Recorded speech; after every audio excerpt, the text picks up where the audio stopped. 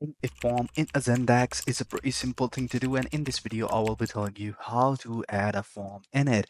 So if you're new to the channel, like, subscribe, and share, and I will be providing the Zendesk admin panel link in the description below, so you guys can open up your own admin panel if you have the subscription of the Zendesk.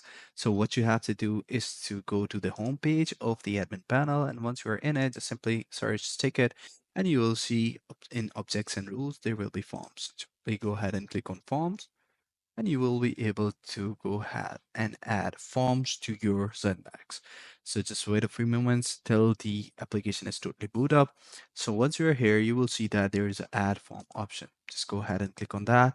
You will be able to add the title to shown to the end user, the subject, the description, the priority topics that you want to add it to, and it will be if editable for the end user if you take this option.